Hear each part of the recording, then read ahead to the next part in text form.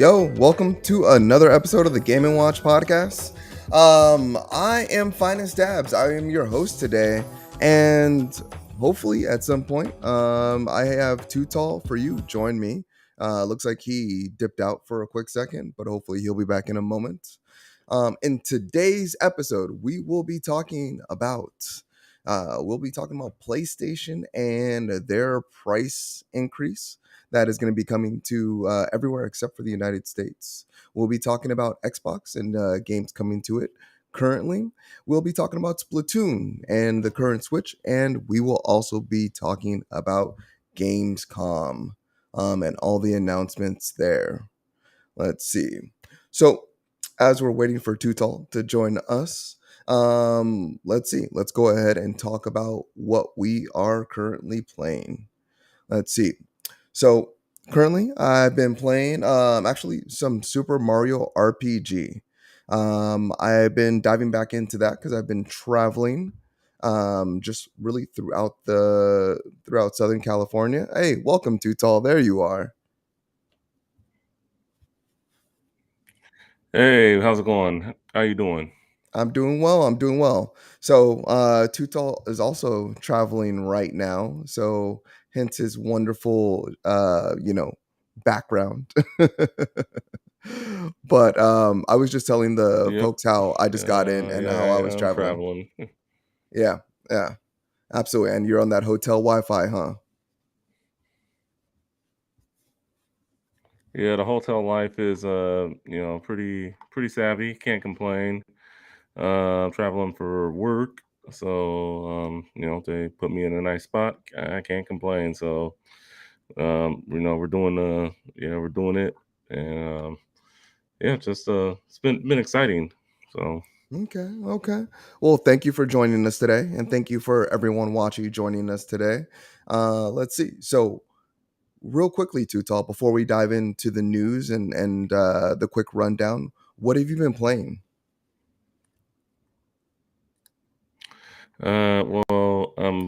On my little trip, the only thing I've been able to really play is just anything on my Switch.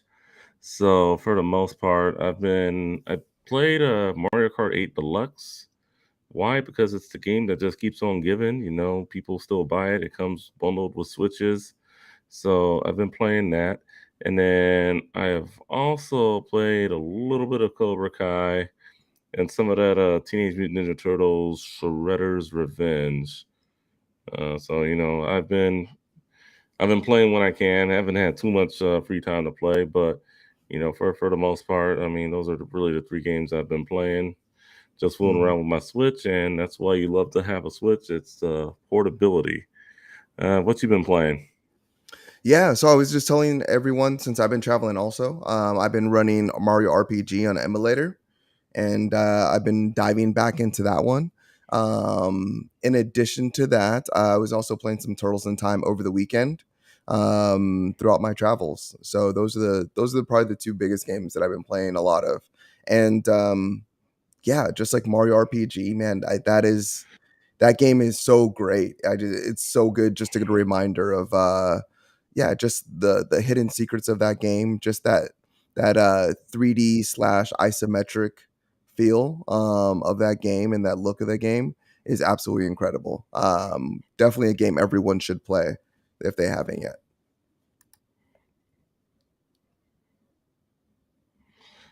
All right, for sure. So, while you've been playing on emulators. That's good to know. I mean, Mario RPG. That's one of my favorites for the Super Nintendo. Mhm. Turtles in Time. I mean, hey, we're about to get that later this week with the Cowabunga collection. I don't want to ruin that too much, but I mean, yeah, that's pretty cool. I mean, Yeah. never thought I'd see the day you'd be playing on emulators. Well, they just make it so easy for you now. I just downloaded it to my phone and got it running, and yeah, now I'm having a good time. Let's see, but let's go ahead and do a quick rundown, and then No, I got. what's that? Oh, I'm sorry. You have a question? Yeah, yeah, yeah. Real quick, Mhm. I want to know: are you using the controller overlays, or are you using an actual controller? Sadly, right now I'm using controller overlays, so it's pretty rough. But it's yeah, it's Okay. that's why I'm not playing anything too crazy. That's why I decided like a Mario RPG, like Turtles in Time wasn't too bad, but I did try a couple other games. Like I tried Mario Kart, and that was rough. I was like, okay, I gotta do something Mhm. else. And then I also tried Street Fighter 2. I was getting my ass kicked. So I was like, okay, I need something a little more just turn based, a little bit slower paced. And so far it's been good. But yeah, I definitely need to invest into like a controller for just like while I'm traveling.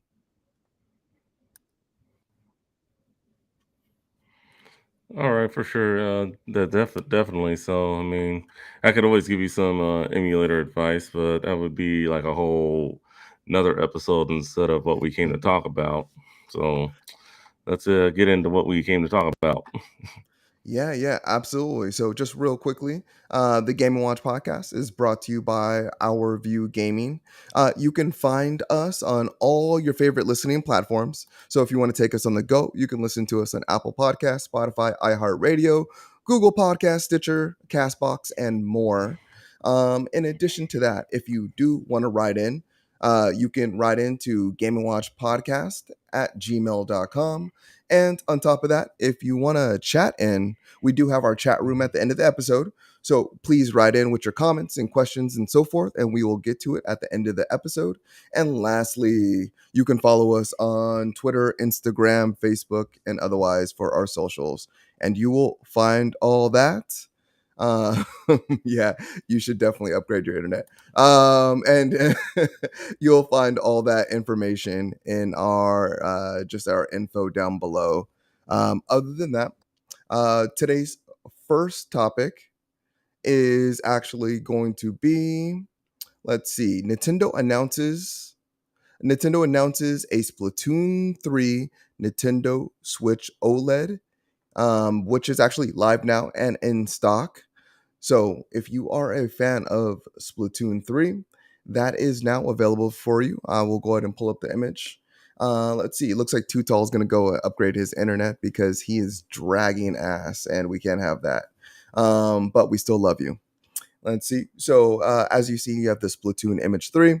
All the base internals are still going to be the same as the OLED model, but you get that color variation along with that kind of that embossed look of a Splatoon. So that's quite wonderful right there. And you should be able to find this at any of your local retailers.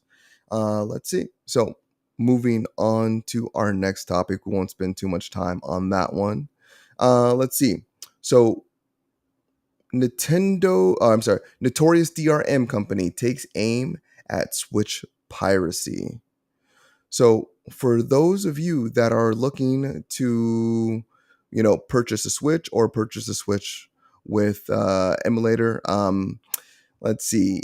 This is something that Notorious has been working on for quite some time. However, it is not currently implemented in the Switch. However, it possibly can be at a later date and time. Let's see, but let's go ahead and jump into the article here. The article is from Kotaku that we've pulled up. And the article reads as, let's see. Dunevo, the company best known for its heavily criticized PC gaming DRM technology, has set its sights on a new scourge: Nintendo Switch piracy. The software maker has announced during Gamescom 2022, which we'll be talking more about later today, on Wednesday, that it will begin selling a new product called the Nintendo Switch Emulator Protection to prevent Switch games from being pirated to PC. So let's see. In terms of thoughts and things of this nature, Dunevo, I know they've done other piracy software. It's oftentimes led to rough integration. You know, and a lot of slowdown for a lot of the things that they tend to make and tend to do. But in this particular case, they said there's going to be no effects, for people that do decide to download the software. But I don't know. Switch emulations come a long way since 2017. So, it's not too uncommon for enthusiasts to play their games legally, which they purchased. But in the same respect for those people that are, pirating games and things of that nature, this could be one way to potentially stop them in the future. I'd be curious to hear your thoughts though. How do you feel about Nintendo Switch and its current piracy? How do you feel? Denevo should incorporate this to be fair to people that do just want to play their Switch games on PC, and they don't want to necessarily they don't want to be stopped in their tracks because you know Nintendo doesn't want to bring their games to PC. Be curious to hear what you think. Please put your comments in the chat box below, and yeah, we'll read those comments at the end of the show. Let's see. And in terms of our next topic, let's see. We'll be talking a little bit about Xbox. So this is actually going to tie into what PlayStation has recently announced. So let's actually talk about that first. PlayStation 5 announced that they are getting a price increase everywhere except for the United States. So let's see. So it's been announced for Europe, UK, the Middle East, Africa, Asia, Latin America, and Canada. The United States seems to be the only major market not getting the price increase. And I've seen the outrage kind of on Twitter. I've seen it in our Discord, and I've seen it just throughout the social sphere. Um, yeah, this one kind of is rough, but in the same respect, Microsoft and Nintendo have announced that they will not be doing any price increases any across any of their systems. So yeah, we're going to definitely we'll be definitely getting let's see. So we're definitely not getting a price increase on our current systems. We know that, or at least our switches and Microsofts. But in regards to PlayStation, no one's exactly sure why they're doing this. While PlayStation did comment that the price increase is due to just the current economy and the current climate of things. Um, yeah, it's kind of devastating. Right now, the U.S. has the U.S. dollar is as pretty much as strong as it's ever been. So that could be good reason why we're not seeing the price increase in the United States. Um, but yeah, it's kind of devastating because we're not seeing this across the other markets or the other consoles. I know that when I think about this from a business perspective, very much, a lot of people have been saying that like PlayStation should take the hit. And really PlayStation is already taking a hit on every console, that they sell. They did announce last year that they've sold enough consoles to be profitable.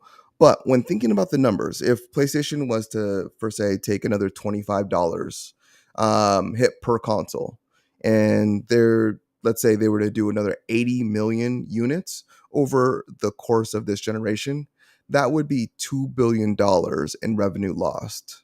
So, from a business aspect, I completely understand not wanting to take that hit as a company. $2 billion is quite a large just lump of change. But, you know, in regards to PlayStation and being consumer friendly, you know, are there other ways, that they could have saved costs? I mean, consoles already do go down in cost over time as, production gets smoother and they're able to essentially save money in other cost effective ways during, the manufacturing process. But for them to, you know, essentially pass the cost on to the consumer, it is a little bit rough. Are we going to see the PlayStation demand fall? Or are we going to see, PlayStation essentially, you know, lose sales? Are we going to see Microsoft essentially rise to the number one console in the market? These are all questions that I can't wait to find out. I can't wait to see. And really, it's going to be you, the consumer, that is going to essentially lead that charge and really dictate, whether PlayStation maybe does lower its cost in the near future, or if the prices do go up in the United States in addition to everywhere else. So, love to hear your thoughts there. I love to find out what you think in terms of PlayStation raising their cost in all other markets except for the United States. Let's see. So for our next topic, since Tutal isn't with us currently, we're just burning through these real quickly. Let's see. Pardon me. It's hot as hell in my garage as I'm recording this podcast. But in terms of our next topic, let's see. We can say that Microsoft is bringing some new games to its console this week. Some of them have already hit, some of them have not. But one of those games is going to be Destroy All Humans, coming out August 30th for the Series X and S. Let's see. Tinykin coming out August 30th. Let's see. Zero Escape, Zero Time Dilemma coming out August 30th. Let's see. Fairy Elements coming out August 31st for the Series X and S. We have Food Truck Tycoon coming out August 31st. Let's see. Murder on the Marine Express. Coming out August 31st. And then we have JoJo's Bizarre Adventure, All-Star Battle R, coming out for the Xbox Series S and X. And then for our last two games, we have Osin Master coming out September 1st. And we have Lego Brawls coming out September 2nd. All right. Hey, welcome back, Tutal. Hey, do I sound better? Yeah, I mean, there doesn't seem to be a delay now, so that's already a plus, and you're looking a little less fuzzy. I've already burned through quite a few topics, but we're happy to have you here. I'm happy to be here. Yeah, you sound a lot better on my end too. So that definitely. So I mean, yeah. So what have you talked about so far? So um, Yeah, no problem. So far we've talked about let's see, just to do a quick recap. We've talked about DRM. We talked about DRM company takes aim at the Nintendo Switch piracy. We've talked about the Nintendo announcing the Splatoon 3 Switch OLED. We've talked about the PlayStation price increase, and also how Microsoft and Nintendo are not doing a price increase. Please, any topics that you have any thoughts on, please take it away. well, pretty much. So I'll just run through these real quick to catch up with you. The DRM. I mean, why is this company trying to do this? I mean, do we really need a DRM company for the Nintendo Switch? I don't think they're asking for it. It's it's just ruining gaming, in my opinion. If you ask me, the Splatoon 3 Nintendo Switch OLED looks pretty sweet. I may buy one myself, not, but I mean, it looks pretty sweet. If you don't have a Switch, definitely buy a Switch. Um, and then, oh yeah, the PS5, making a price increase. Well, the good news is it's not for us in the U.S., but worldwide. I know a lot of our fellow partners who are from other countries are probably not too happy with it. Microsoft saying no price increase and Nintendo also saying no price increase. I mean, it really sucks. PS5s are already hard to find, so it's like, why are they doing this? I mean, the cost effective? I mean, hard to find and find the parts to make them. Now they're Mhm. just pretty much just putting it out with scalper prices. So, and I think that catches me up to where you're at. So let's continue, shall we? Yeah, absolutely. Let's see. So, in terms of What's coming out new to Xbox this week? I just went through the list of games. Let's see. So just real quickly, let's see. Was there any of the games that are coming to Xbox this week that you're interested in? Destroy All Humans 2, Tinykin, Zero Escape, or any others?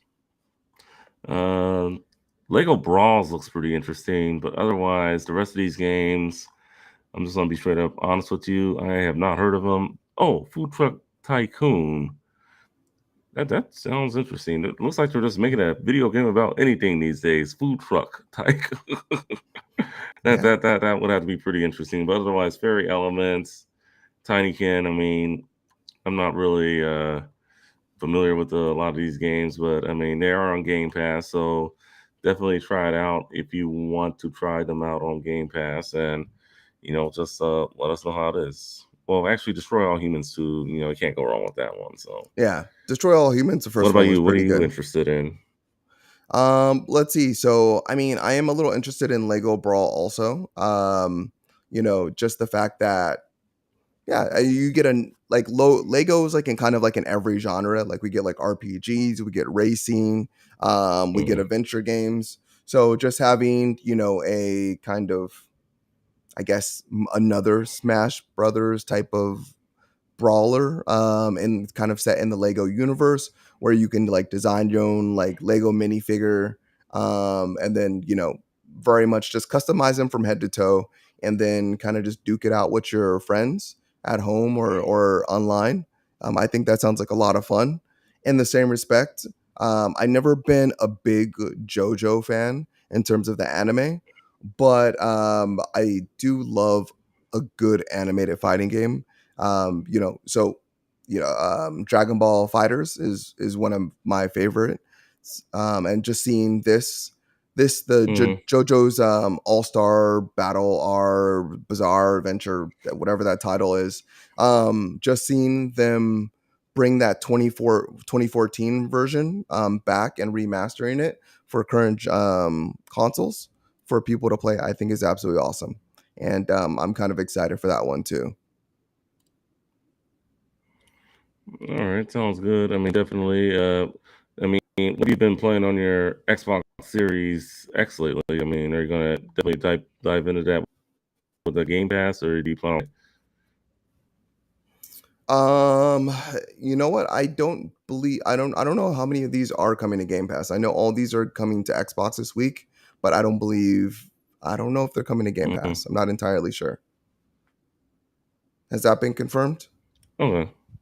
All right. Well, yeah. I mean, yeah. I was just curious, but I mean, if it is, it is. If it isn't, it isn't. I mean, I'm sure one of these games will be on Game Pass pretty soon because that's how Xbox makes its money. Well, and in terms of the video game space, anyway.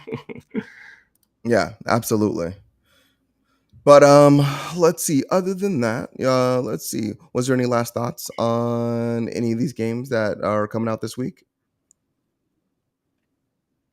No, not really. Okay. I'm Well, good. perfect. In terms of our next topic, let's see. We have Sony's new DualSense Edge wireless controller is coming out. So have you seen this thing? It is their new pro controller that's going to take on the Xbox Elite. Uh, yes, I am looking at a photo of it right now, and it does look sweet. I'm a big controller head, but I probably won't buy this because I think anything over like $100, I think is just way too expensive for any controller. But it does look good. I mean, it looks like that has buttons in the back, which I know people have been asking for when it comes to these Elite controllers, and Xbox has it there, and I mean, why not? I mean, it does look very sweet. I mean, I want it, but then when I look at the price, it's like I could just buy a game with that. Yeah, yeah, but I mean, just to have like an Elite controller. I mean, so in terms of this controller, Sony they appear to have like the best features from like other PlayStation Elite controllers. So they like from the Scuff and the Elite controller will like they have the removable analog sticks and thumbsticks. They did put rear buttons on this one. They have the changeable stick caps, and they have multiple controller profiles. So you don't have to go into your settings and change everything all the time. You can just go to your different settings or go to your different profile and then choose the one that you want. Um, yeah, in addition to that, you'll also be able to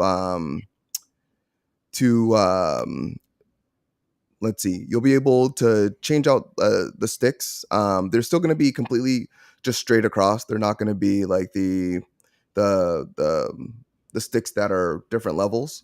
But you Mhm. will be able to change those out. In addition, there's also the paddles that you're going to have on this, and there's going to be the different tensions. The only thing I would say so far that every worries everyone is the price. They haven't announced the price point yet.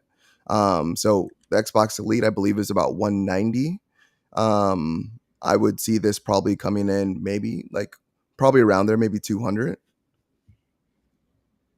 That's too much for a controller, man. And it's just way too much for a controller. I mean, I love controllers, and I mean, we could do a roundtable about controllers all day, and I could also do a roundtable about how just anything over $100 is just too much for a controller. Maybe 120 at the most, but Mhm. even that's pushing it, in my opinion. I mean, what in gaming can we get with $200 plus? You can get used console. You can get games. You can get, perhaps other accessories. Some headphones. Yeah. I mean, why do they gotta make these things so expensive? I don't understand. I really don't. Well, you got to buy one and find out if it's worth the while. That's why. But in the same respect, you're a man of many controllers, so you'll purchase 10 controllers for $50, but you won't purchase one for $200, even the uh, one with all the bells and whistles. I mean, it would have to be like the last controller I ever used for that console if I'm paying that much for a controller. But I mean, I'm not gonna lie, it does look sweet. It really does look good. I mean, yeah, it's. We'll see how much it sells once the price is announced. Okay, okay, that's fair. Let's see. So let's jump over to our next topic. So, with your brand new controller, you will eventually be able to watch Aloy on Netflix. So, Horizon Forbidden West and Horizon Zero Dawn is very much getting her own Netflix show. Hmm. Um, yep, this is reported. We got this report from IGN, and yeah, I mean, I know I'm already excited for this. There hasn't been a lot of details announced, other than that it's going to be directed by Steve Blackman from that also directed the Umbrella Academy. But J Man, do you have any interest in this? Will you be watching the show on Netflix when it comes out in several years?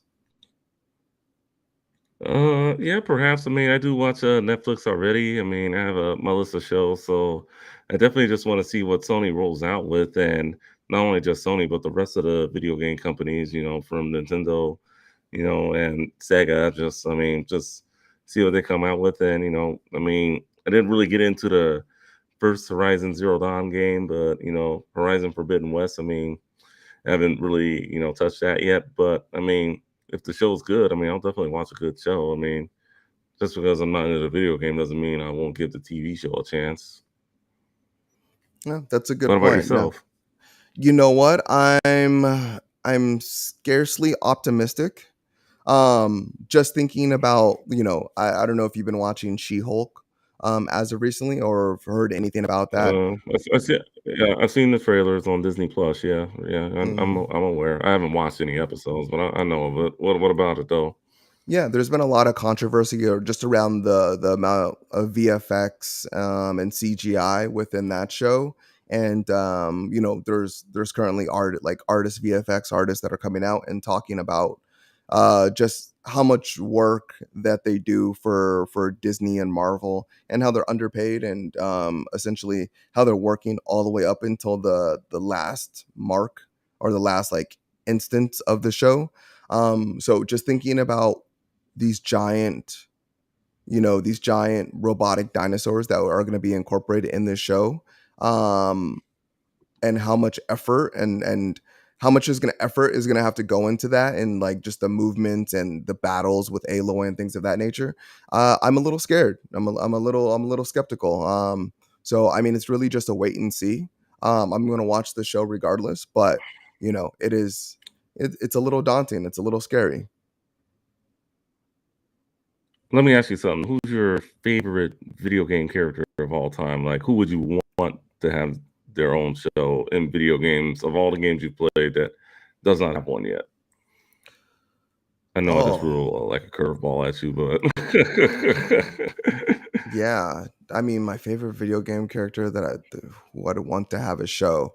I think Max asked me a similar question like on his podcast. Gosh, okay. I think in terms of favorite characters, um, man, I don't know. Oh, so I'm gonna say this right now because I already know what's happening.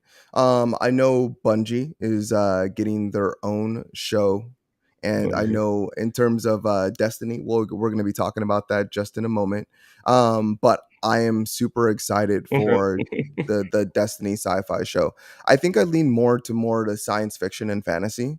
So whenever I Okay. can get into that realm, like a Fifth Element, or just a a sci-fi epic universe with like its own world building and elements that like I've never really seen before. I think that's my favorite types of shows. Somewhere I can get lost into the fantasy. So I would say I'm really excited about the Destiny show that's coming at some point. Okay. Okay. Let me see. Okay. I'm, Okay. That's I'm gonna turn fair. that. I had to I turn mean, that me question around personally, I on mean, you. we'll Yeah. see if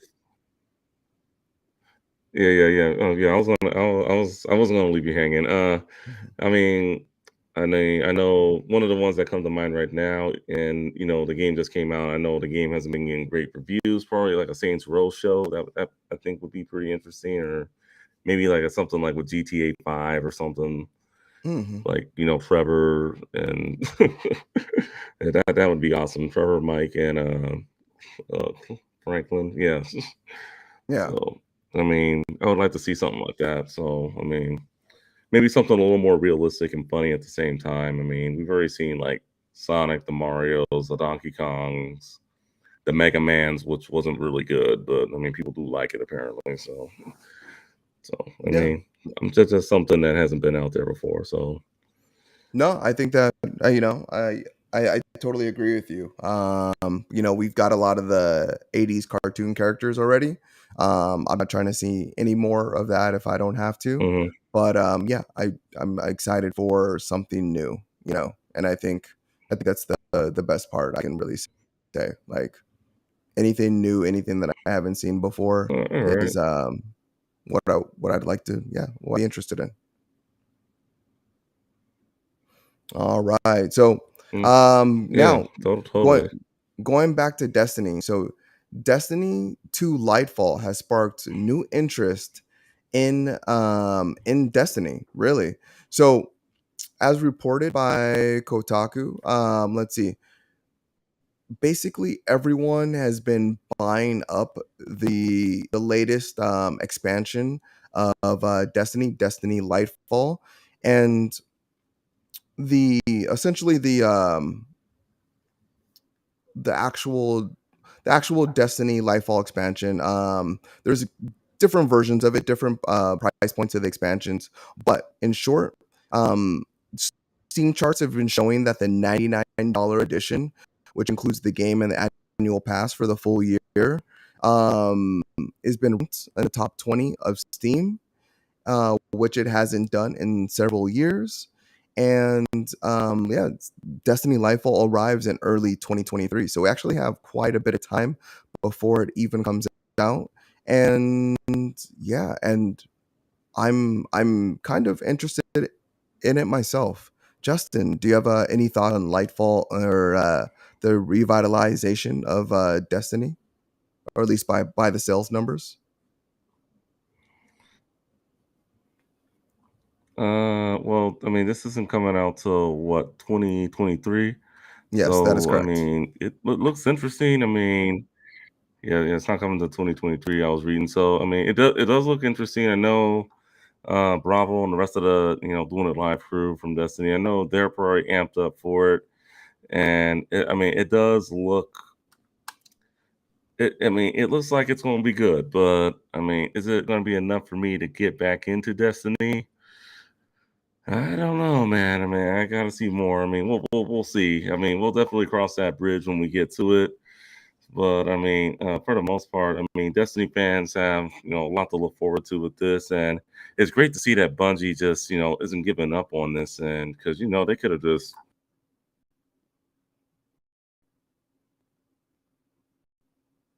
All right.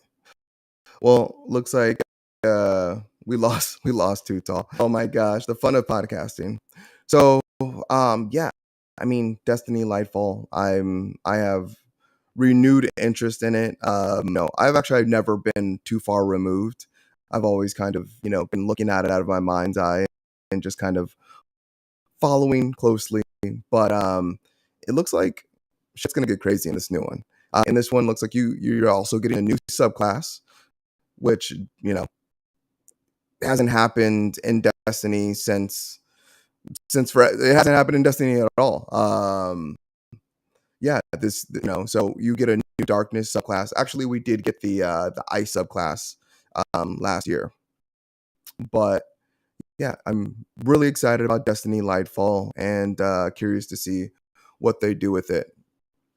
And Tutal, are you back? Or there you go. Welcome Yeah, back. I'm back if you can. Hear me. Yeah. So, yeah, when did I drop off? I was just saying that I guess I'll make it short, but yeah, pretty much. I'm just excited for the community and Destiny. That they like to stick together, and I'm just happy to see that Bungie is still putting out content for this game, and I mean they ain't disappointing the fans, and I don't think they'll be disappointed with this one. Yeah, no, I totally agree. I was just saying how in this one you're gonna get a new subclass. They're currently reworking um the not the arc the yeah I think it is the arc subclass. So yeah, they reworked the solar subclass, and I believe they're currently reworking the arc one. Please correct me if I'm wrong. I haven't played Destiny in a while, but just looking at the cosmetics in this game, the new armor, I'm really truly excited for this one. In addition to that, they are doing a Fortnite crossover, um, which look pretty cool. So you'll be Oh able wow, to Fortnite! yeah, you'll be able to receive in Destiny some of the Fortnite helmets or mask that they've included in Fortnite, and it'll be vice versa. You'll be able to be um, Ikora, and I forget the other Mhm. two's names, but you'll be able to be some of Savalo is another one. You'll be able to be some of Destiny's leaders in Fortnite, and lastly, there's also going to be a Fall Guys crossover where you're also going to, of course, be able to wear Destiny armor in Fall Guys. Yeah, for sure, definitely. So that sounds pretty good for the most part. Yeah. So well, it doesn't sound like you have anything else to say about Destiny. Let's see. So we'll move on to our next topic. This one is actually going to be about the Teenage Mutant Ninja Turtles. Can now play dodgeball, which is sounds pretty cool. So in the No, game Knockout City. Knockout City, yes, you will now be able to essentially be the Ninja Turtles in Knockout City. This is the first crossover DLC that we've received in Knockout City. And so this is a big one for them, especially since they've gone free to play.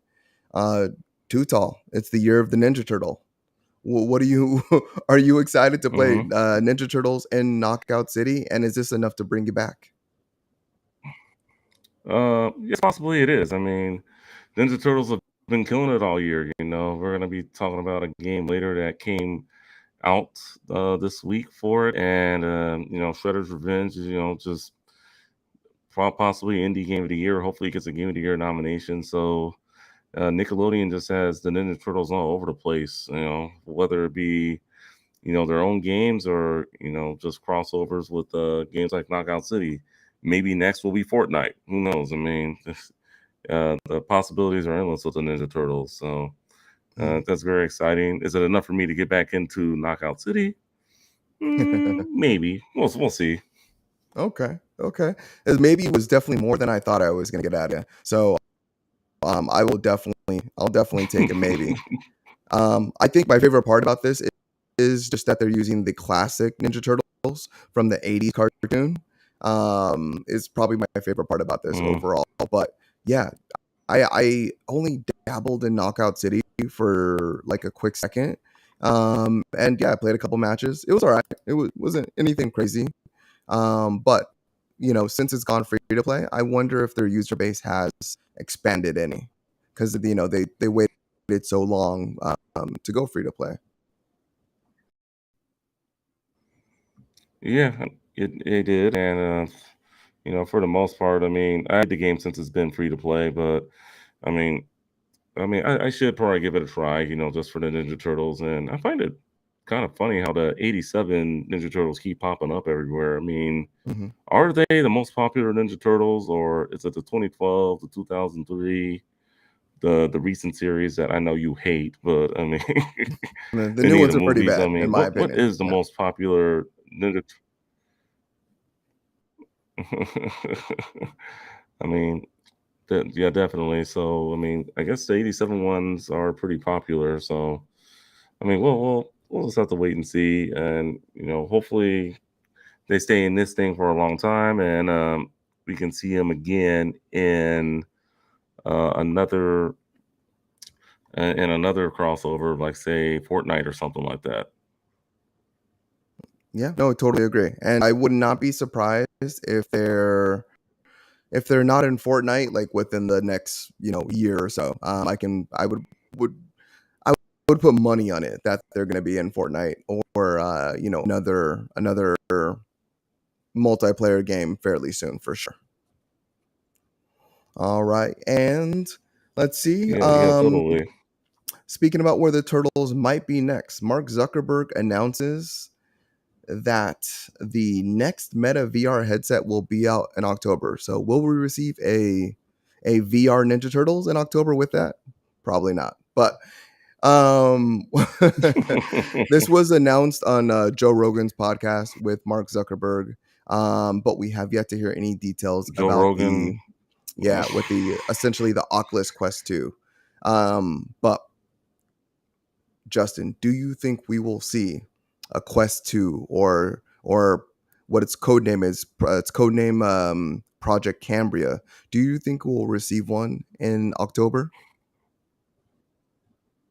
A Quest 2, maybe. I mean, they're coming out the PSVR 2, so I know they want to stay ahead of the game when it comes to VR. So I mean, I don't see why not. I mean, we'll just have to wait and see what the project is. I know it's like a big mystery right now, but I mean, yeah, we'll just have to wait and see. I mean, I don't want to make any like assumptions, but I don't want to get my hopes up either.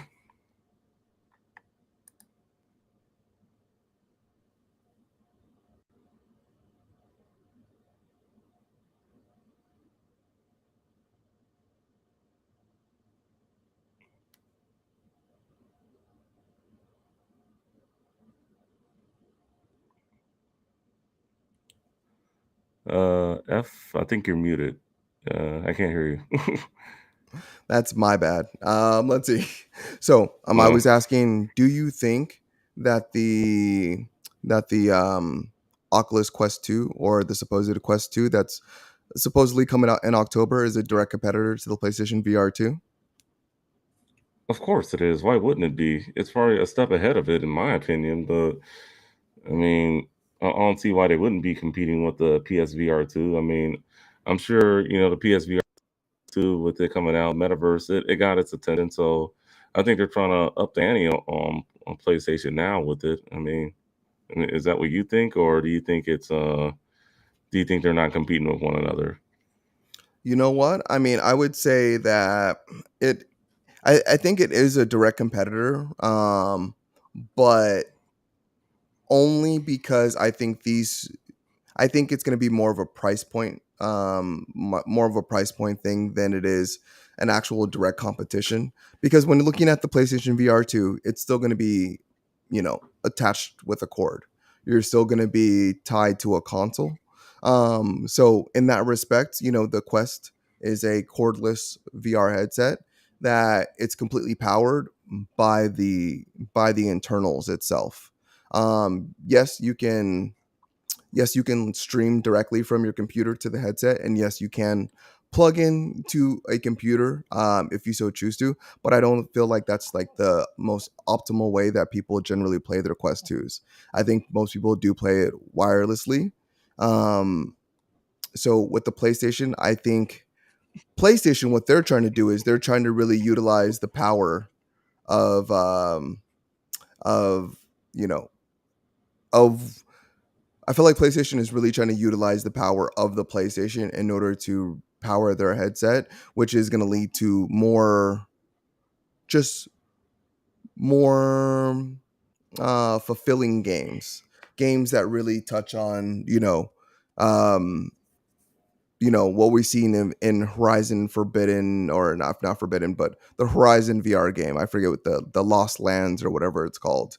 Or even if you think about Resident Evil 7 and Resident Evil Village, I think PlayStation is really looking to fulfill, not providing tech demos to clients, but they're really providing more full-fledged games.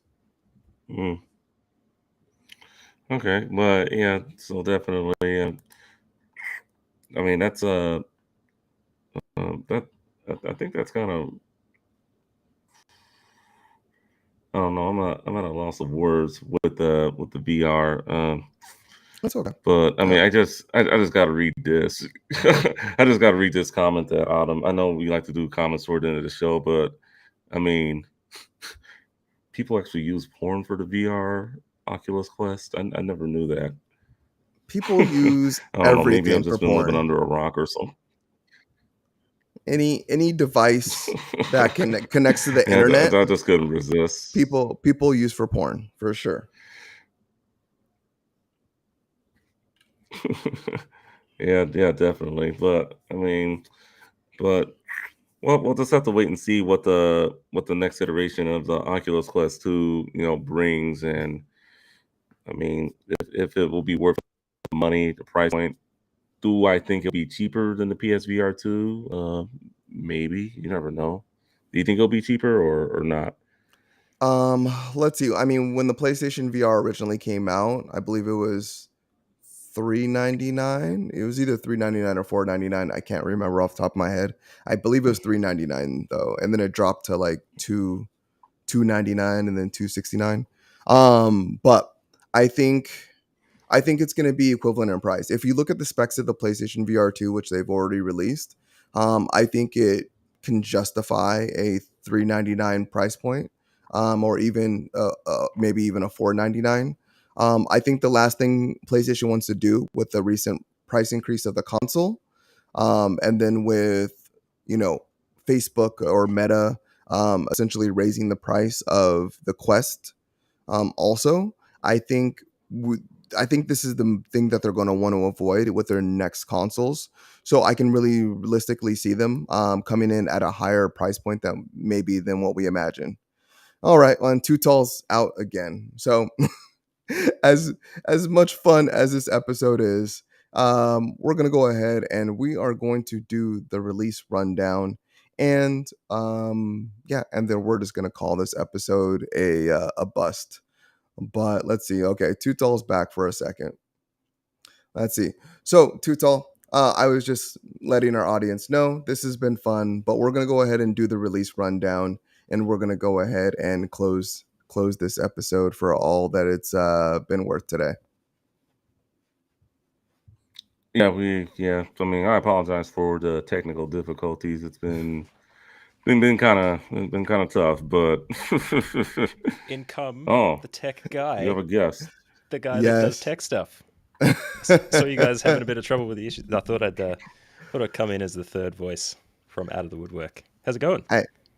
It's going well. It's going well. And today we have joining us during the episode, jumping in, dabbing. I don't have your intro like Too Tall does, but we have Matt Bliss, the host Yeah, of the man. Dead Drop podcast. It's been a minute. It has. Welcome. Cheers. All right. All right. All right. I'll listen in the background. I'll just listen in the background.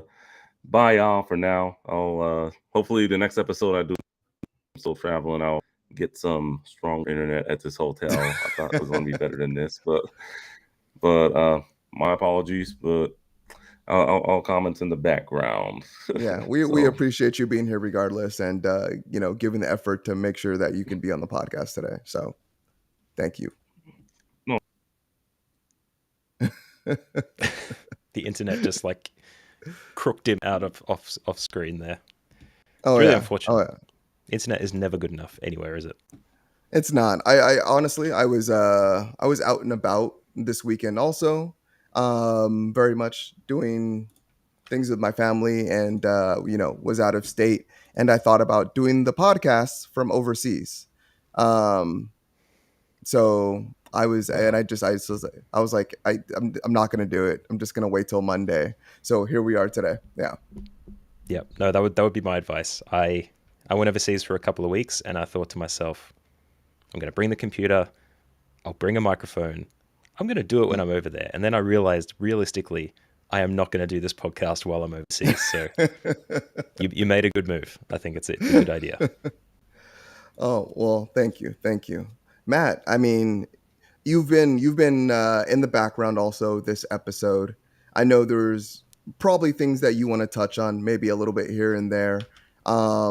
Is there anything that you'd like to hit on during this episode or so far, or do you just want to continue on with the Let's show just as keep per normal? let's just keep going. Unless there was some All right. big things that you thought were interesting that I might not have might have an opinion about. Let's just keep going. All right, perfect. Well, let's go ahead and jump into our main topic for this episode. We are going to be talking Gamescom. We're going to be talking about thoughts, opinions, and what we felt of the show. Maybe even give it a little bit of rating, and we'll just go on from there. But let's see. In terms of Gamescom, what were just some of your overall impressions, Matt? Of the entire show. The show was about 2.5 hours, and there was a lot of trailers, and there was a few reveals and announcements. But what were your overall impressions? I think my first impression of what goes on in those shows is that they need to redefine what a world premiere is. Because if everything is a world premiere, maybe you don't need to say it. I mean, it's flashy, but we get it. We're here for the trailers. We're going to watch them. Just you don't have to. Anyway, that's a little gripe I've got. I didn't actually catch the live stream because I think it was like early in the morning for Australians. We never get considered for the timing of that stuff. But I caught all of the trailers in my feed on YouTube the morning after, in preparation for a summary that I did on the Dead Drop podcast. If you'd like to check that out, I think that the general feelings on that show was that there wasn't much to talk about. I think a lot of people were talking about how they were disappointed with it, but I thought there was tons of great stuff in there. Mm-hmm. There was just as much stuff that we didn't need, like Gotham Knights talked about again. Okay, sure, the date has been pulled up after you pushed it back a little bit further. Excellent, but I don't think there's much appetite for people needing to discover. I think you've got people on board for those that want to play it. You don't really need to flash more stuff in front of them. I was a bit cynical about the Hogwarts Legacy pre-order bonus after they've delayed it until next year. I thought that was very interestingly timed, especially with young children that need something bought for them at Christmas. I suspect that's probably going to be what they get. But there were some really interesting trailers in there. In particular, Lies of P and Atlas Fallen. Both of those were very interesting. There's a whole Edo period Japan vibe starting to come off games again. There was a Chinese sword fighting game in there. Wulong, or I believe. No, but I think No. that one's Black Wulong, I think. That Okay. one is coming up, but this one, you'll have to forgive me. I'm not as prepared as I would normally be, but No, you're it was totally fine. a three-barreled name that's very non-indicative of the content. But Hmm. yeah, that one looked like it was going to be very interesting and very engaging. But there was a lot of great announcements in there. I'm not sure what people would have been missing out on. But yeah, I like those. Yeah, no, I totally agree. I saw a lot of, you know, discontent about the show in regards to a lot of its showings. I think when coming off of the summer games game show, and just seeing those announcements and really what they brought to the table there, how much more were we really gonna get? Too This, much Keeley, right? yeah, too much Keely. Over Keeleyed. Yeah, it's like we got I believe like basically like most of the announcements that we're gonna get for the year, and then going into this show, um, I think we saw a lot of new, not a lot of gameplay, but a lot of new things that we didn't see at the Summer Games Fest, and I think that's a great aspect already.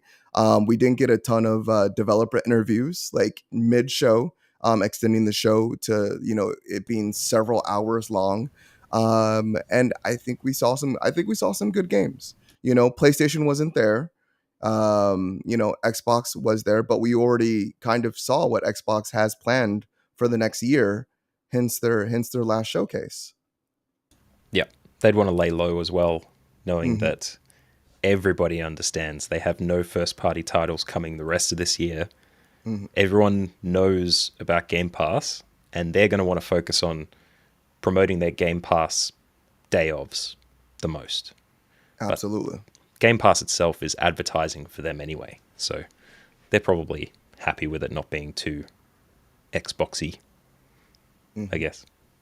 Yeah, yeah, absolutely. And I mean, not to dog on Xbox, but um I think these shows are really relying, especially when we don't have the bigger studios like Xbox and PlayStation showing. We're really relying on those indies and third party games to show up. And like I've said in previous episodes and in our Discord and such, that like I've been playing more indie games than ever before, and they've been more enjoyable than a lot of these AAA games that I'm usually like fawning over. It's really allowed me to open up my catalog for gaming overall. And what does it tell you about indie gaming at the moment, where you can have the big publishers and console makers kind of bow out of a massive game convention showcase, and the indies kind of prop it up and not have it fall flat and it not be a specific indie showcase? I think what you're mentioning there is really, it's showing what the game industry is becoming, even though we're looking down the barrel of acquisitions and companies merging and things like that. You'd think it homogenizes the content. But no, we've got tons of great content coming out of non-platform specific studios that, are really breaking the mold. I think it really Mhm. shows us what's coming. It's I good. completely agree. Yeah, and I have to ask, did you have a favorite game showing from Gamescom? Look, I think Lies of P really captured me. It really did. I'm describing it as a Bioshock and Bloodborne combination. And those two together, in terms of gameplay, it just ticks all the boxes for me. But I think if you said they were making a game based on the story of Pinocchio, you think Disney. You don't You think, would. all right, there's like a semi prosthetic robotic arm that has magic flying out of it, and a bit of Soulsborne combat, hitting stuff around, walking through really rich, dark environments. Like, you don't really put that edge on it. You would No. with the Grimm Brothers thing, but in terms of a game in development at the moment, I think Lies of P is the one that's captured me. Nice, nice. Was there any second? I mean, the reason why I'm asking because I'm surprised. I figured you for maybe a Dune Awakening. I know they got their trailer also. I thought that one might have captured you, but I guess I don't know you as well as I thought in terms of gaming. Yeah, I think you're shoving me into a nerd box that I'm probably not in usually. Um, Dune as an IP isn't something I've engaged with really. Okay. Uh, I saw the film, the more recent film, not the older one, Hmm. and look, it was an alright film. I think it's still building a universe in terms of the structure of how those films are looking like they're being built. But I look at that and don't think about the rich history of Dune through, you know, literature or through previous game development. I know it does have a rich history there. But no, I looked at it and thought, okay, good. They're figuring out how to make a really good game based on a film, based on a book. Like it's a new assembly of the Witcher model, I guess, where they had a book that the game was based from, and then they made a TV series based on the game based on the book. You know what I mean? Yeah, Anyway, I got you. Dune. That's a long way of saying no, not a Dune guy, but there are a few things out there that Well, now I just feel like tickle a my jerk fancy. for making an assumption. Oh man. And you should. I don't like being nerd profiled or whatever this is. Oh man. Well, I mean, I'm not too far off from the person that liked Dune. But I liked a different sand game. So there was a there was a game called Atlas Fallen Yes. where yeah, that one I thought was interesting. Just in terms of gameplay mechanics, it kind of reminded me of gosh, now the game name's slipping me. Not protocol, not Prototype. um yes, prototype. Thank you. Thank Classic. you. Alex Yeah. Mercer. Yeah, so I saw that like in terms of like the way they were just forming the sand and making different weapons when Alex was using his I don't know his red energy, I forget what it's called, but his red Yeah. energy to form weapons and use it as different, just provide different like buffs and just different abilities. I think that's what it kind of reminded me of, but in this almost Dune like world where everything's covered completely by sand and they're fighting sand monsters, riding their sandboards, and it almost actually had a Forsaken vibe also to it. Yes. um but I think since we only did get a trailer, it was very much, to me it was I think they're gonna potentially do co-op because they did show two people cooperating in the trailer together. So Yeah. that's at least what I took away from it, but I can't confirm that. Well, I like the look of that too. And part of the reason I did is because it's made by Focus Interactive, which is responsible for The Surge and The Surge 2, which Nice. are like cyberpunk Soulsborne type games. And I'd originally thought of The Surge when I was looking at Lies of P. And then when I saw Atlas Fallen was coming, I was like, oh man, I'm getting The Surge and The Surge. Yes. But no, you're right. It is very prototype esque. And I think there's a Forspoken gap that they can fill with what this game potentially offers as well. The whole, what would you call it? Like animations from dust, creating objects kind of thing. Not a Noita, but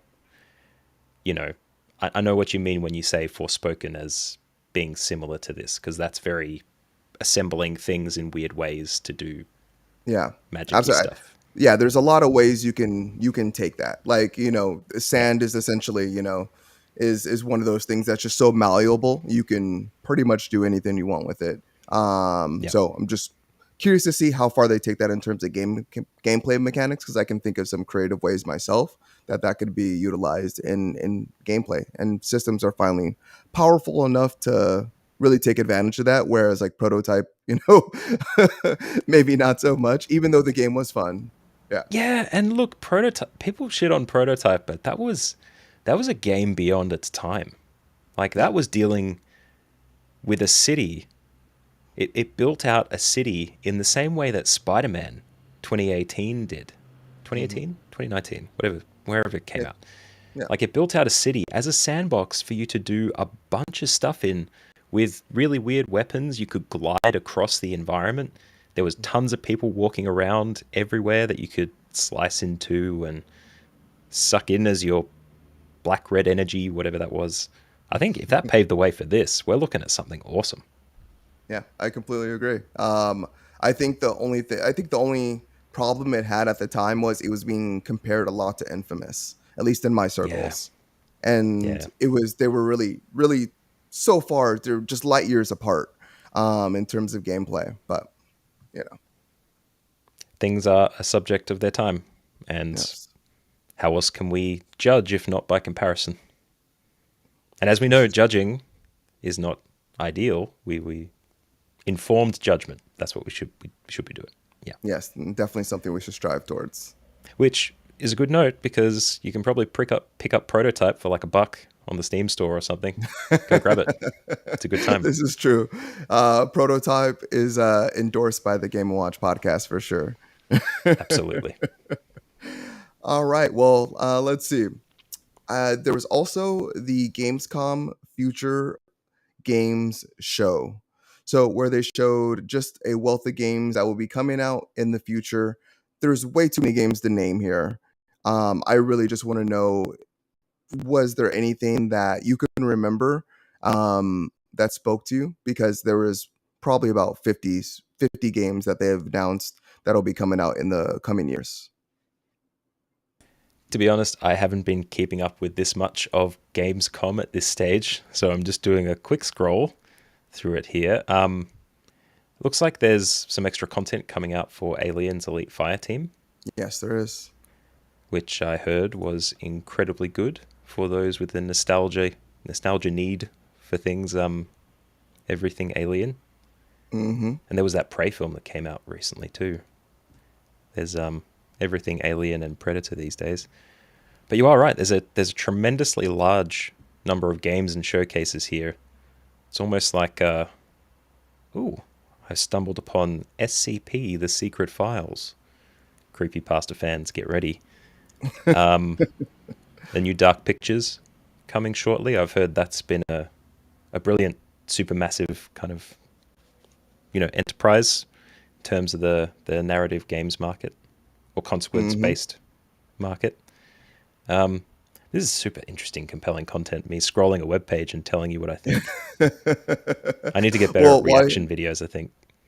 while you're scrolling through, you can check out this game while I talk about it. But there's this game called Phantom Hellcat that they showed. It is it's a, I don't even know how to describe it, but it's a slasher, so almost like it's a 2D slash 3D game. Like it converts from 2D to 3D at certain points of the game. It has a Phantom of the Opera type of setting in the background, but you're this woman and you basically is kind of almost like Prototype ish. Also, you can form this sword out of energy and just really dash around the field, kind of Devil May Cry style. And you could actually use elements or items or just things in your environment to essentially use against your enemies, like a chandelier falling on an enemy's head or stuff like that. But the game looked absolutely gorgeous to me. The developer is Ironbird Creations, um, and yeah, I'm. There's no release date at this time, but I'm really excited about that one. Yeah, there's a few games I could rattle off as what looks like the inspiration for it because it looks great. It's kind of Hmm. built in a storybook, paper storybook kind of thing, the fold out sort of walking environments and stuff. Um, it reminds me of Contrast quite a lot. Near Automata, it Yeah, kind of has not the general subject matter that it would cover, but the way that game dealt with the camera, I think yeah, the was 2D, quite 2D, 3D. Yeah, it always switched. It had like five different yeah, games in that single game, just yeah, because it that's it. switched the camera so much. Yeah, Little Nightmares as well kind of had that, quick change angle camera thing in 3D environments that was reminiscent of this as well. Yeah, it does actually look really good. This shows you it takes the time to, you just need to take a bit of time to go through the trailers and check them all out, and you find there's some little gems in there. Yeah, absolutely. And I mean, there's just so many games in that future game show. So I mean, hopefully we get some release dates on some of these games relatively soon. But yeah, there's a lot to unpack. There was definitely a lot to unpack. Besides just the main showcase at Gamescom. Definitely. But Jeff Keighley. I can see that System Shock and Layers of Fears is in this wrap-up list you've got there as well, that were both announced earlier this year. But I know System Shock was delayed a little bit, so it's interesting to see that they're promising stuff upcoming for that. Hopefully it was something good to look at. Hopefully. Let's see. Before we dive on to the release rundown and chat room, was there anything else that you wanted to talk Gamescom about? Well, we haven't talked about Dead Island 2, which kind of came out of The nowhere main there. announcement. Yeah. Yeah. Were you a Dead Island fan? No, I was not a Dead Island fan. Did you see the Yeah, trailer at least for the I did first see the game? trailer. That Yes. tearjerker. Oh, I'm hoping Yeah. I'm remembering the trailer that was actually related to that game. It was the one that was happening in reverse with the very, slow and emotional music. I think you mean Left 4 Dead? No, definitely not Left 4 No. Dead. But Okay. people in the chat, Okay. go and track down that trailer and Okay.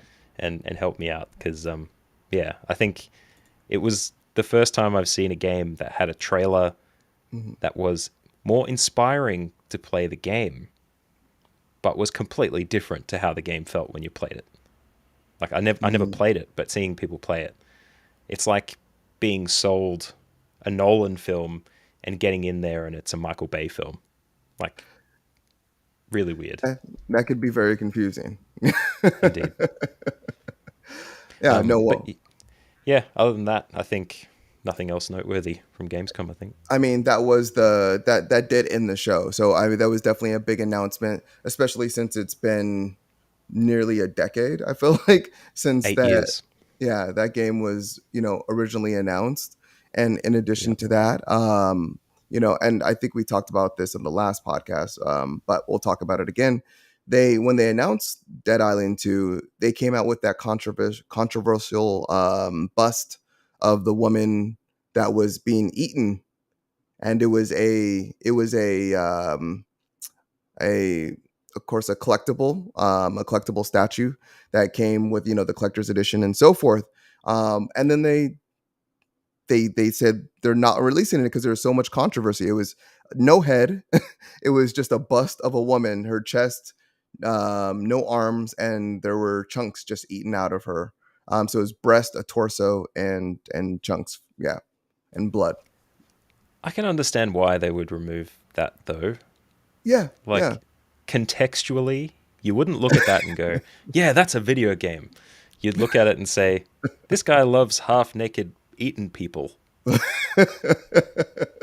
Little bit weird.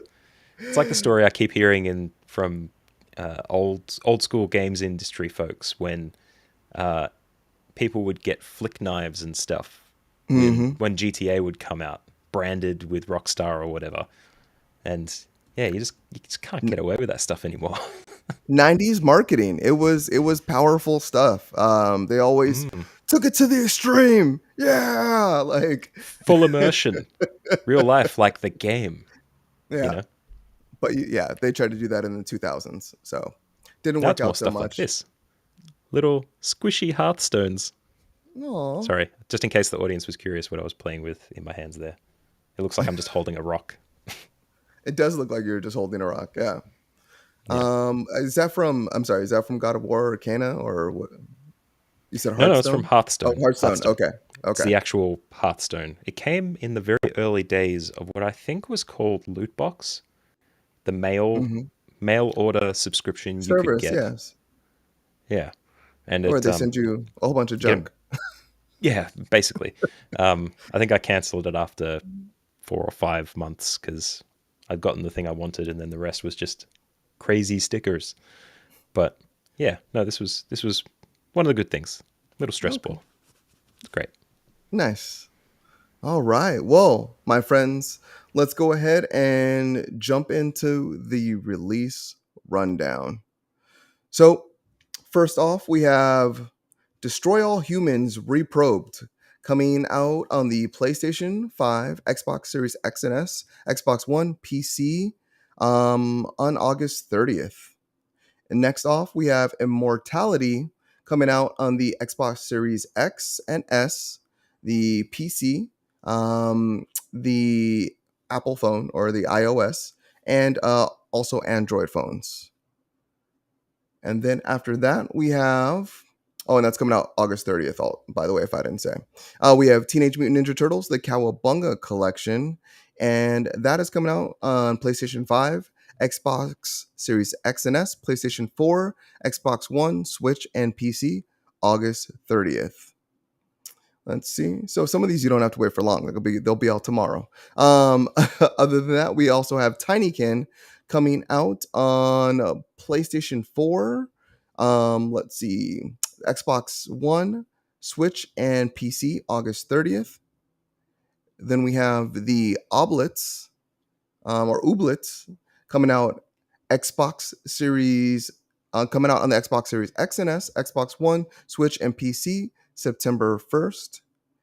And then we have JoJo's Bizarre Adventure All-Star Battle R coming out on the PlayStation 5, the Xbox Series X and S, PlayStation 4, Xbox One, Switch, PC on September 2nd. And then we have Lego Brawls coming out to the PlayStation 5, Xbox Series X and X, PlayStation 4, Xbox One, Switch, and PC September 2nd. And lastly, we have. Oh, I'm sorry. There's two more. We have Made in Abyss, Binary Star Fallen into the Darkness. Don't have me repeat that anymore. PlayStation 4, Switch, and PC coming out September 2nd. And lastly, the most anticipated game for no one and maybe everyone, we have The Last of Us Part 1 coming out to the PlayStation 5 on September 2nd. All right. And Tutal in the background, Matt, do any of these games interest you? Are you looking forward to anything here? And what are those games? It's I must admit, a lot of these aren't things that were front of radar for me. Immortality, I did see was coming to Game Pass day one, and it looks like a narrative game of some description, which I may or may not enjoy. I've heard things about Sam Barlow, who made it, that were maybe not the best things to hear. I don't know. But I think The Last of Us Part 1 is going to be a smash hit, despite the cynicism around its announcement and upcoming release. I think it's making waves, enough waves, in a positive way, and it's being marketed so close to the release of the TV series that I think it's going to sell. It's going to do really well. But in particular, I have heard that the accessibility options that were made available for part 2 are being moved into part 1 with the way that they've remade it. So there's nice. actually going to be more of an audience there that will be able to play it that couldn't play the remastered version even. So, there's good things there. And it looks amazing. I think the game is going to sell. I mean, just the way, and I know it's not the same market in terms of how PlayStation's handling PC currently, but just the way that people do enjoy playing games at higher frame rates just in a smoother experience. I think it's going to sell for that very reason. I mean, look at Grand Theft Auto 5, being the leading example, where that game has been resold on 4 generations. But there is an explicit difference that I'd like to point out with it. Oh yeah, what's that? Not to poo-poo your opinion or anything. No, you're but fine. GTA is it's like a liminal space. It's a negative space that you can fill with your imagination. So, Mhm. whenever you choose to buy it, it's going to be the circumstances that you're playing it in, the people you're playing with, and how you intend to play it in that time. Like, it's open to that. Whereas The Last of Us is very much a linear adventure. If you play it now, it's going to be very much the same experience as it was. What they lean on here for the marketing, for the most part, is the way that they've developed this not as a remaster, it's like a complete remake. Even though they're using old assets, they have refreshed absolutely everything. And Troy Baker and Ashley have been out there talking about how little I think they had to do to come in and make this an option to make. Like, they've gone in and literally built it again from the ground up as an exercise. So it's not just it's not just us get upscaling 720 to 1080 so that it looks good on your 4K TV. Like, this is built for it. It's really going to be made in a way that I think justifies the cost to those that can get it. I Yeah, and I know the developers have been coming out to really back this game and just really explain how much of a technical feat this game is. Some developers even going on record and saying like this is the most complex like game that they've ever worked on, even with it already being a game that's been pre-established. So I'm curious to see just how that translates to the market, and if the market is really, if they're able to grasp what that very much that remaster, or making, or not remaster, but or what that remake really um entails and what that is, and if there's really any interest in that, because like you said, it is in terms of gameplay and mechanics. Grand Theft Auto, you put yourself in the world and then you kind of can build out your experience from that, and then this is very much a linear experience. So if you're right, if you have played the game, um yeah, you're going to be reliving those experiences, but in this fresh, um in this fresh beautified world. But yeah. And potentially, it's done a console leap almost. If you didn't touch the remaster, the last time you played Last of Us Part 1 was on PS3. So it could be just long enough that that nostalgia kick is what you need. But I think the big gamble is the people who want to put the experience of the remaster and the remake side by side so they can experience it for themselves, or whether the price point will, you know, price them out of being able to make that comparison themselves, and they'll just subscribe to Digital Foundry and see what they do. Yeah. Yeah, and just to think about that a little bit more, I'm kind of curious. Not, I'm a little curious, like how Sony was able, or they're willing to put like all these additional assets into remaking this game, but in the same respect, we're still waiting for The Last of Us 2 multiplayer, um, which might come out I maybe at some point. it definitely is.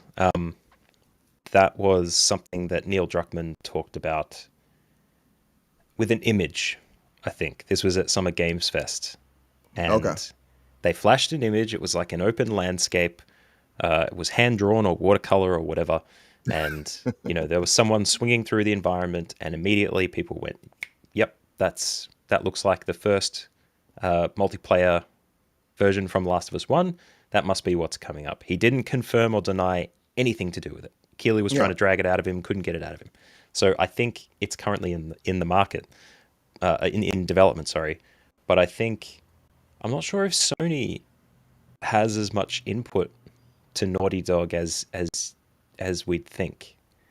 Like, Sony very much is running the gamut of games that make their way to PC. That's where a lot of their attention is being pushed to at the moment. And even the archiving and the subscription space that they're looking at the moment is a bit of a thing. I think Naughty Dog is just kind of gets left on its own a little bit, and they kind of do their own thing, at least with the teams that they have available. So if Yeah. you're burning for the multiplayer, I think next year, I think that's when we're going to be seeing some stuff. Okay. But, you know, I am way too close to the space at the moment with with the Dead Drop podcast that I do, I Yeah. deep dive into a lot of articles and have a really different perspective than I did maybe, half a year ago about this stuff. So I could very well be wrong, but we'll see. I prediction here. You're hearing it first. Taken from the Dead Drop podcast onto the Game Watch podcast. You're Yeah, man. all right, and let's go ahead and jump into chat room. So let's go ahead and view what comments we have here today. Let's see.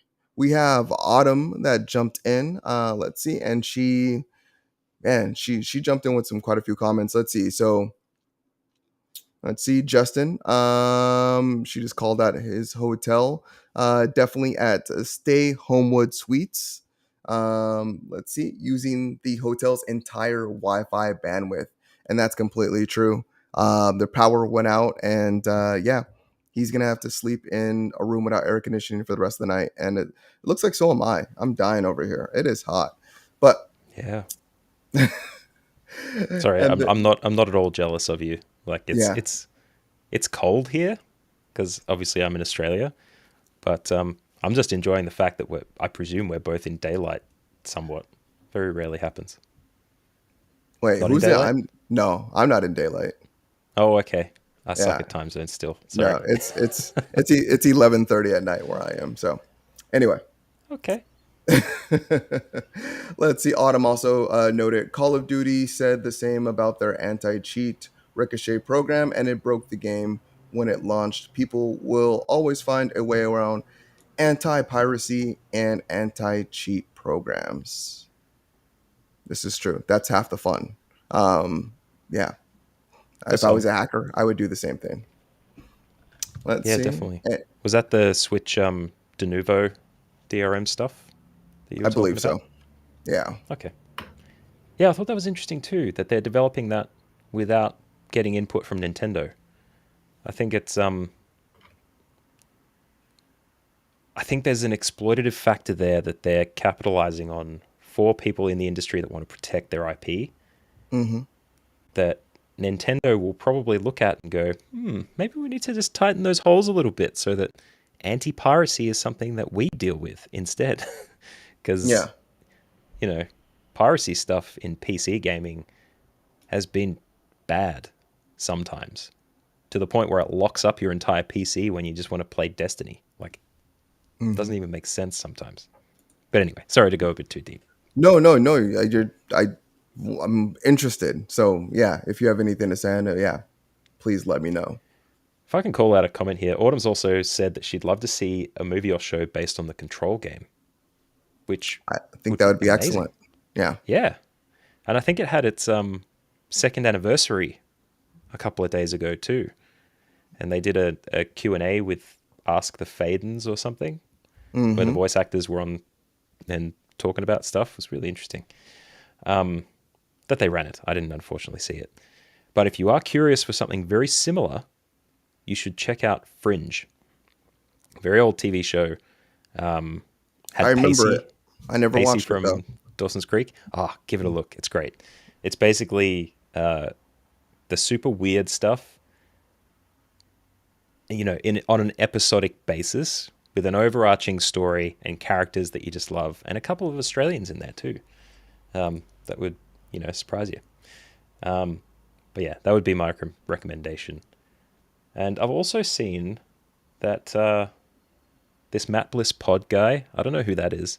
Yeah, but, he wrote it a few times. Yeah, we should ignore all those comments. He said that there should be a feature film on Eddie Gordo from Tekken, but in the style of One Punch Man because he's a button masher character. I think that's a really good idea.